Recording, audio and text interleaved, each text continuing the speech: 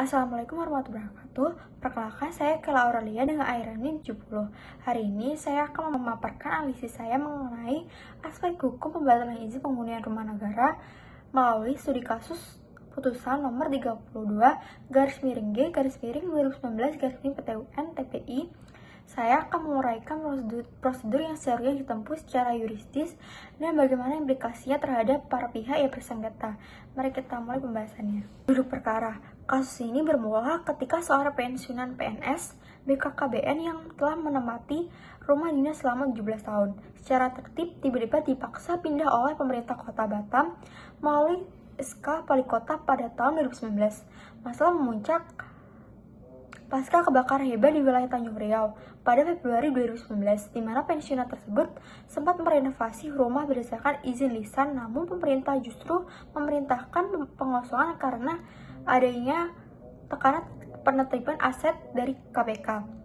Merasa diberlakukan tidak adil karena keberatan tertulisnya diabaikan, ia menggugat ke PTUN Tanjung Pinang yang akhirnya memenangkan pensiunan tersebut dan membatalkan hukum pengosongan tersebut. Pengadilan memutuskan bahwa pemerintah telah melanggar prosedur hukum dan asas kecermatan karena melompati tahapan pemberian surat teguran resmi yang wajib diberikan sebanyak 3 kali sesuai aturan dalam Peraturan Wali Kota Batam Nomor 17 Tahun 2019, sehingga pemerintah diwajibkan mengulang seluruh prosedur secara sah dan menghormati hak warga negara. Tanjung Pinang menegaskan bahwa wewenang pemerintah dalam menerbitkan aset daerah tidak dapat dilegitimasi jika mengabaikan prosedur administrasi dan asas umum pemerintah yang baik atau AUPB. Meskipun Wali Kota Batam memiliki alasan substansif untuk mengosongkan rumah dinas, pengabaian terhadap tahapan formal seperti tidak sesuai jeda waktu dan kejelasan satu formal peringatan sebagaimana diatur dalam Peraturan Wali Kota Batam Nomor 17 Tahun 2019 menyebabkan keputusan tersebut mengalami cacat prosedural. Ketidakpatuhan ini bukan sekadar masalah teknis birokrasi, melainkan pelanggaran terhadap asas kecermatan dan kepastian hukum yang mencederai hak konstitusional warga negara atas pelindungan hukum yang ada sesuai pasal 28D Ayat 1 Undang-Undang Dasar 1945 sebagai membuktikan bahwa tujuan kebijakan yang benar tetap harus dicapai melalui cara-cara hukum yang benar. Selanjutnya ada 3 rumusan masalah. Yang pertama, apakah prosedur penerbitan surat keputusan Wali Kota Batam nomor 389 BPKAD strip aset _9 telah sesuai dengan mekanisme peringatan tertulis dalam Peraturan Wali Kota Batam Nomor 17 Tahun 2019. Prosedur penerbitan surat keputusan Wali Kota Batam Nomor 389 BPKAD strip aset _9 tidak sesuai dengan aturan peringatan tertulis dalam Peraturan Wali Kota Batam Nomor 17 Tahun 2019. Pertama, jarak antar surat peringatan pertama pada tanggal 29 April 2019 nomor 194/UM/4 dan surat peringatan kedua pada tanggal 13 Juni 2019 nomor 2/UM/4 mencapai 45 hari.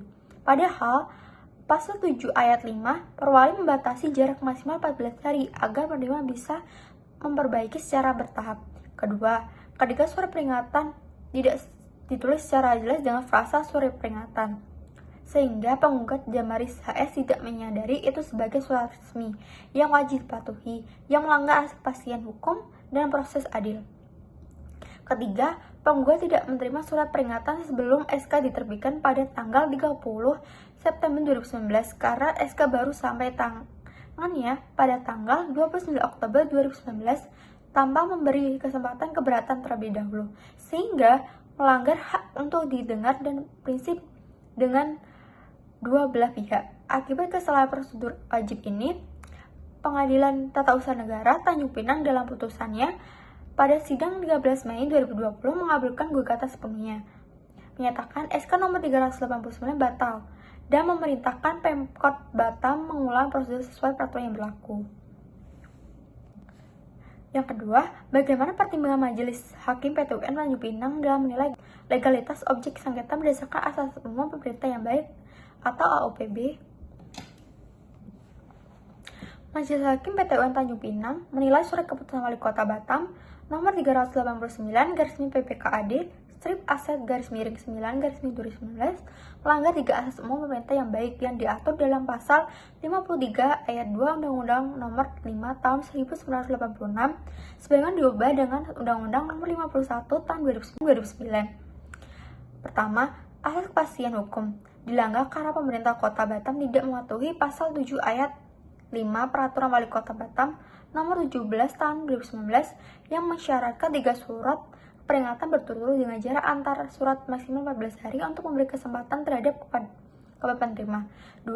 Asas kecermatan tidak dipenuhi karena meskipun surat peringatan dikirim berjarak 45 hari dari 29 April 2019 hingga 13 Juni 2019, ketiga surat tersebut tidak disebut sebagai eksplisit sebagai surat peringatan formal sehingga penggugat dalam mari saya tidak dapat mengenali dokumen tersebut sebagai peringatan resmi yang mengikat secara hukum.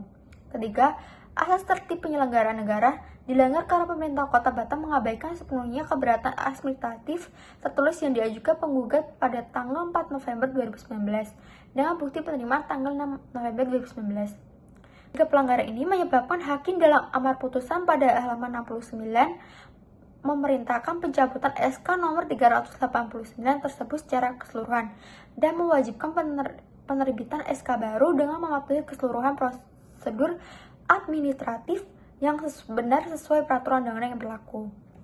Ketiga, bagaimana implikasi hukum membayar uang wajib tahunan otoritas UTO oleh penggugat terhadap status hak penghunian rumah negara dan perlindungannya.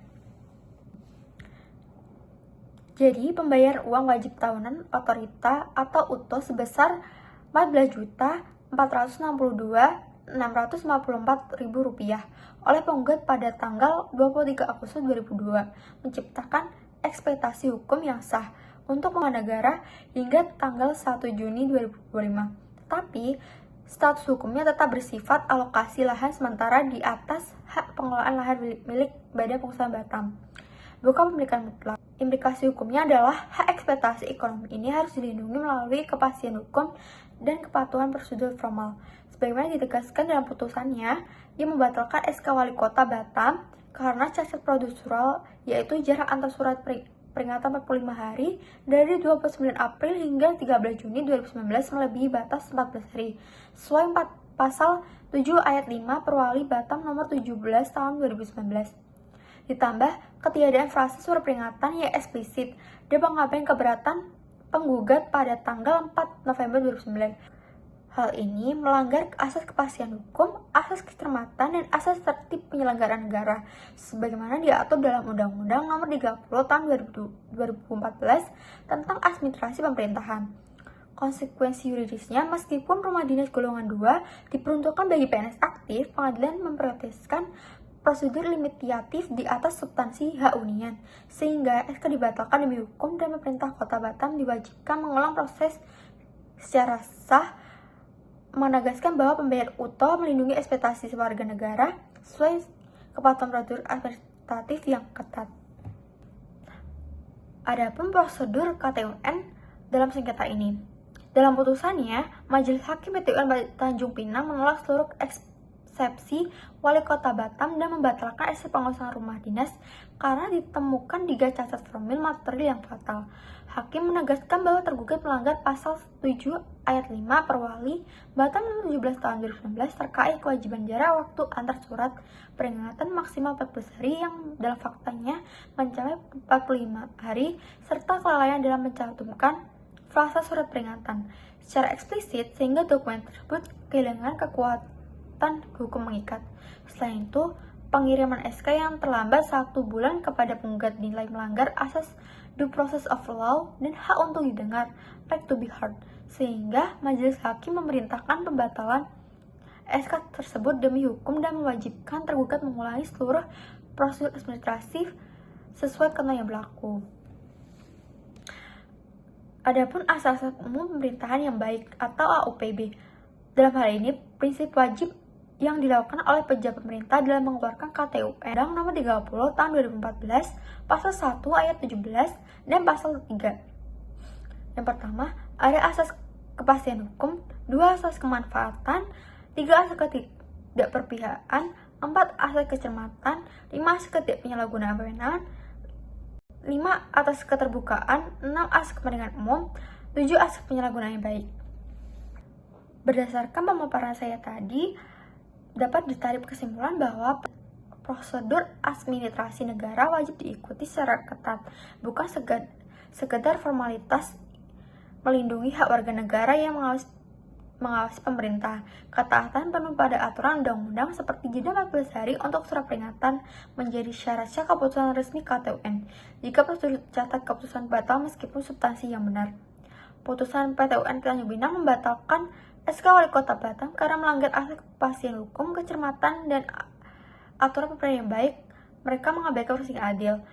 Jurisprudensi memprioritaskan prosedur daripada substansi, mencegah penyalahgunaan kekuasaan, dan mencapai perintah yang baik, seperti mediasi dan upaya administrasi Undang-Undang Nomor 30 Tahun 2014, penyelesaian sengketa tanpa litigasi yang panjang.